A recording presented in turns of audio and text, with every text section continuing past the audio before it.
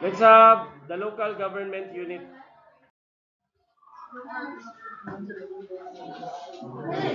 So the roles and functions of the local government unit.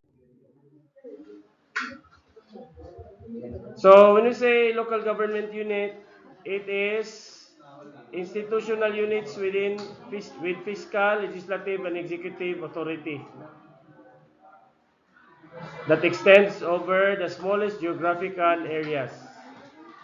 So remember local government unit are units, institutional units of the government with fiscal, legislative, and executive authority. When we say fiscal, they can settle settle cases primarily. Mabita nang pwede nga maghusay sila may maghusay una. Legislative, sa barangay ang legislative is ang kagawad. Sa munisipyo, ang legislative is ang councilor. Mga councilor na to, di ba? Kinsa may head nila sa ilahang tanan, vice mayor. Iwanin ninyo ha. Sa province, ang legislative nila is ang board member. Ang head nila is vice governor. Nakuha ninyo? Basta kayo muna to. So, the political units is divided into different sizes. Province, municipality, cities, and barangay. Which among them is the smallest? Province, sir. Smallest? Barangay. The biggest? Province. Okay. The province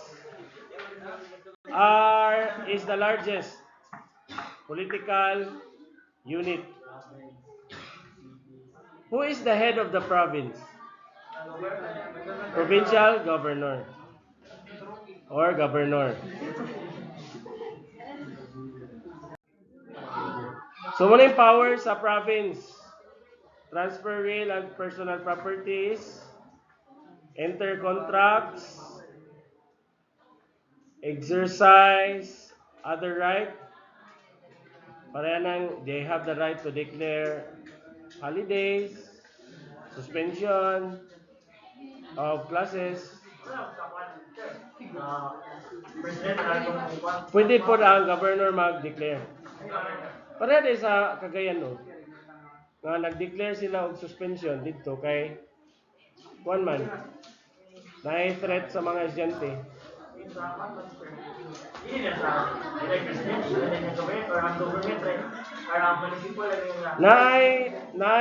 Nay authority ang governor nga mag-declare og mga inana. Dili. Pwede ra nga diretso na siya. So again, the provincial lawmaking body is the board member. So unsa may ilahang mga ginahimo nga balaod. So ilahang law is for the welfare of municipalities and cities. Muna'y ginabuhat sa board member. Then maghimog budget. So they prepare and approve the provincial budget. They also have the power of eminent domain. Sa kanya eminent domain? The power of the government to, when we say eminent domain, they can take properties with compensation. So, provides maintenance of equipment and building for provincial purposes. So, ang province, pwede sila nga na sila mga gitawag na to, pison, backhoe.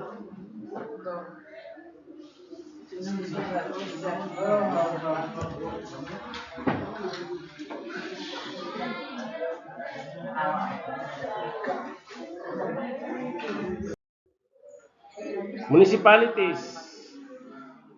So it is a public corporation created by an act of Congress. So Ang Congress is the sole body that can declare a place to become a municipality or city.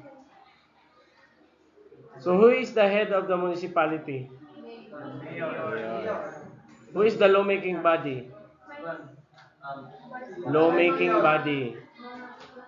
Sir? Konsehal. So, unsa man nila ilahang function to execute all laws and ordinance, supervise administrative of the town. So, ang mayor sila mag supervise sa iyahang municipality. Ordinance, wala na ng R.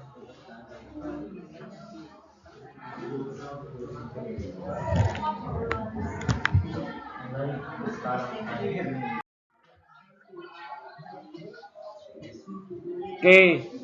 So, to issue orders relative to maintenance of peace and order. So, have you seen the post of our municipal mayor wherein he declared something about in relation to the night market? Itong mga maghatag kagubot. Mga gangsters. Dakpan na to, no? So to preside over the meeting of the municipal council and to recommend kung mag-meeting sila and to recommend recommend of the social and economic conditions of the people. So power of the municipal mayor. So to fix the salary of all municipal offices and employee. So muna nito mga JO, job order. So siya ang mag-decide kung pila na isuldo. Company? Dili. Adil, ang company, they can surpass the salary. Pero nag-indicate kanang prescribe nga 250 rang adlaw. So kung ikaw naka-kumpanya diri, musuldo ka 400, bala ka. Nakasta mo ka na siya basta hindi karong pagbayad. Pero mobilo ka na, diya na, kasuhan ka. So to provide expenses necessary to carry out functions of the municipality. For example, kanang ambulance nga ginagamit sa paghatod sa pasyente. So ang municipality ang gahatag og expenses sa tubil. Okay, dayon to provide building adequate for municipal uses, including school and houses. So muna nga ang munisipyo ang mag-provide og building. So the municipality also have the power to levy and collection of taxes, fees and charges. So sila ang charge or magpabayad og tax. For example, kung nakay business magkuha magkag business permit. So magbayad kag tax ana. Asa ka na dito ba kay China sir o kuan ba like panta? Siyempre ako magbabot mo bayad mo sa tax or dako ilang tax. Sila dito? Lagi ba sila tax dito? Parang pareha sila dito mga kantos. Adili mas kuan sila dito mas kung naka dito lang po mas gamay rin ang tax. Kung Chinese ka. Pero i-convert na tutong kwarta sa ila ha. Mahal ra. So number 5 is to establish and maintain efficient police department and adequate municipal jail. So kita wala tayong municipal jail, naran tay police station lang. Una nga kung naidagpon diha maximum of 3 days ibalhin na kita dito sa Ribalay provincial jail. Gamay then wa ko'y budget ipakaon diha. Kaya magpakaon ba sa mga piniriso diha gikan ba sa municipality. Kiron tag Kaon na sila tigwera dia di mo pwede. Three times a day gyapon. Ug dili nimo pagkano ng piniriso na. Bantay kay ka sa human rights kay labi ra bang human rights. Kano gyapon ka dito gud? Ang problema lang dito kay kung mag-CR face to face. Kung di mo gusto nga mag-CR mo face to face ya, lagi mo pagpabadlong. Okay, cities. So it is also a unit, parehara gyapon siya. Dayon, it is created by a special law which serves as its charter. So it is headed by mayor and vice mayor and council. So ang function sa cities class is money. Tax, collect taxes, enact ordinance, pare-parehara sa municipality. Provide public works, constructions, and maintenance of a local police force. So apil na sa kuha na ang sa cities ang maintenance sa police force. Then to establish fire zones. And to provide, di ba, ang syudad dagan sunog sa syudad.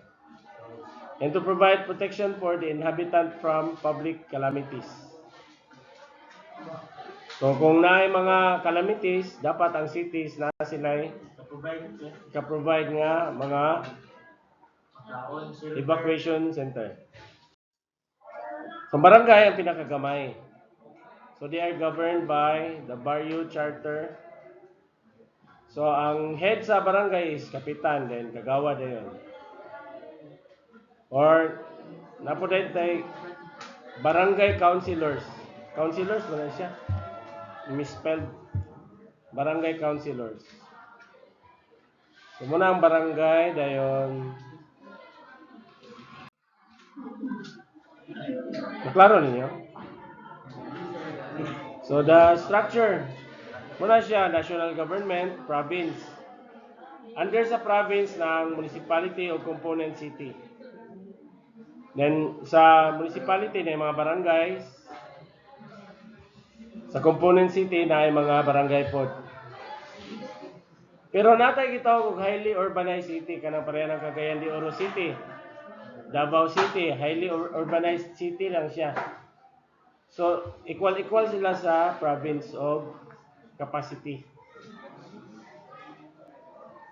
Pero ang highly urbanized city, divided yapon siya sa mga different barangays.